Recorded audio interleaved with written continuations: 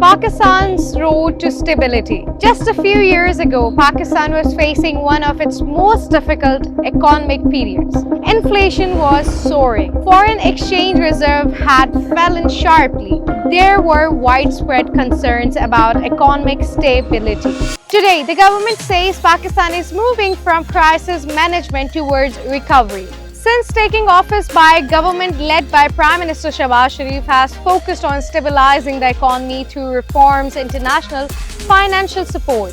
One of its biggest milestones was securing and implementing the IMF's Extended Fund Facility, which the IMF says has contributed to improving financing conditions, rebuilding confidence, and supporting economic recovery. The government has also highlighted a significant decline in inflation from its peak, improvement in foreign exchange reserves, and progress towards broader microeconomic stability.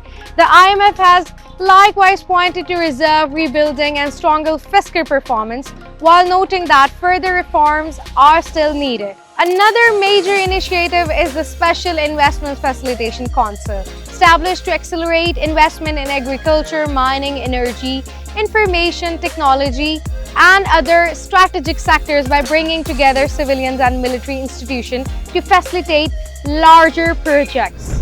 The government has also promoted tax reforms, digitalization of public services, export promotion, energy sector reforms, and efforts to attract investment from countries including Saudi Arabia and the UAE, Qatar, Azerbaijan, and China.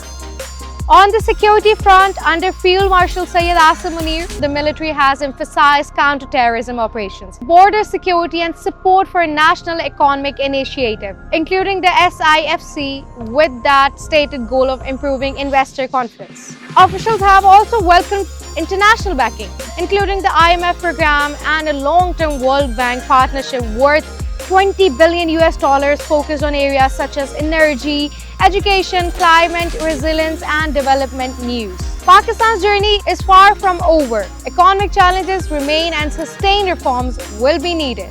But the government says these initiatives are laying the foundation for a more stable economy, greater investment, stronger security, and long-term national development.